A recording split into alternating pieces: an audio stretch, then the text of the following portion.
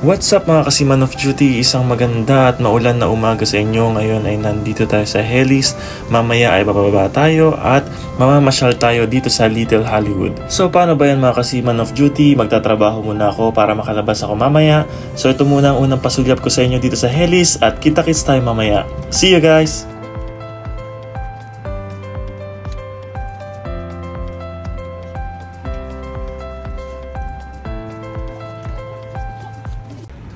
Alright guys, so welcome to Helis. So nandito tayo ngayon sa biyahe ni Justino. So ikutin natin itong Helis. Tingnan natin kung anong mga lugar ang pwede natin mapuntahan dito. So normally wala ka naman makikita dito, puro nature lang, ganun. Puro mga puno, ganyan, mga lumang bahay. So tara, ikutin natin itong Helis.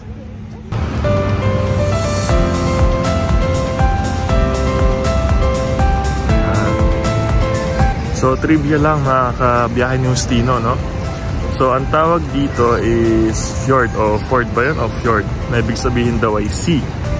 So hindi siya lake, itong dinadaanan ng mga barko, kundi dagat siya, part siya ng sea. So itong nakikita niyong falls na to na galing sa taas ay galing sa mga ice glacier sa taas na mga yellow na natunaw lang. Pero seawater daw to, sabi ng mga lokal. Hindi ito yung parang tubig ulan lang or matawang, pero seawater daw yan. Ang ganda dito sa Norway.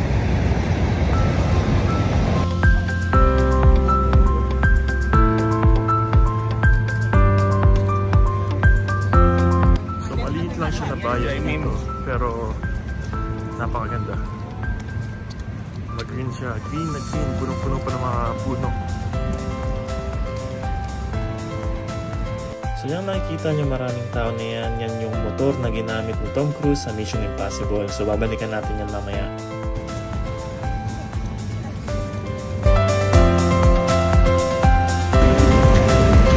Punta natin yung falls.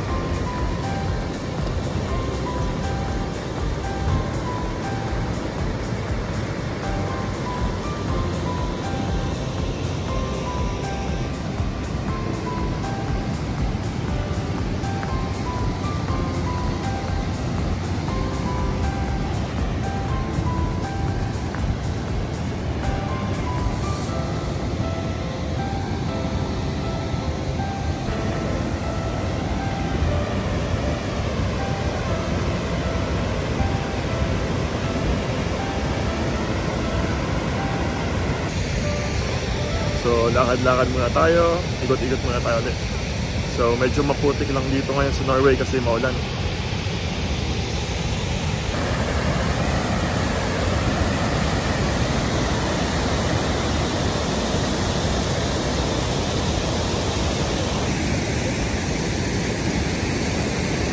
So meron dito nga bahay ng Hobbit.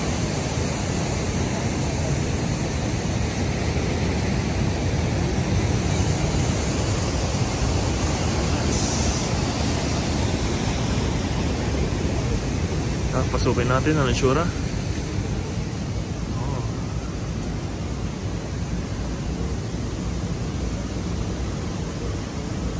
Kahoy yung bubong nila. Parang sauna lang. Okay.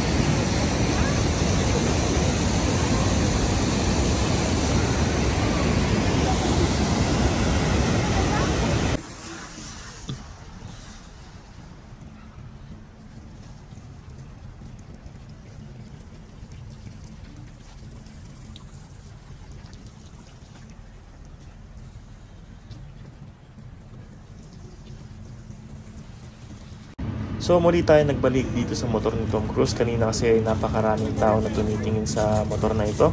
So hindi ko alam kung European brand tong motor na to or Norwegian brand. Pero ito yung motor na ginamit ni Tom Cruise sa Mission Impossible Dead Reckoning Part 1. Sa mga nakakaalam ng brand ng motor, comment na lang mga idol. Calificador de películas Tom Cruise ha realizado una de las acrobacias más espectaculares de la historia del cine de Hellsing. Ang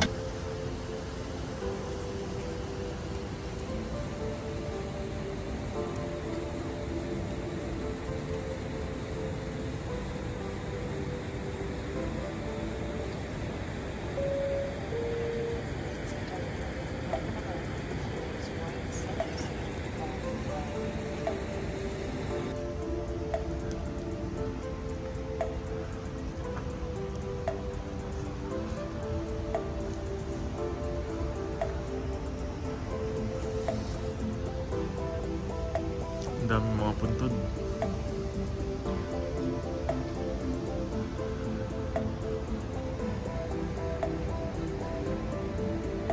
Hindi ko lang sure kung simbahan ba to o sementeryo o simbahang sementeryo.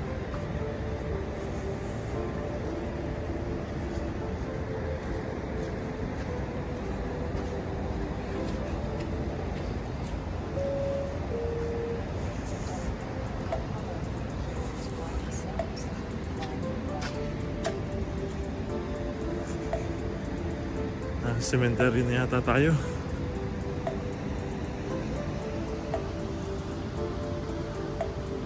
Cemetery nga yata. Kasi parang may bagong libing dito. Pero cemetery to, ang liit ng cemetery nila. Sa bagay, kasi kakunti lang naman yung mga taong nakatira dito. For tourist attraction lang talaga to.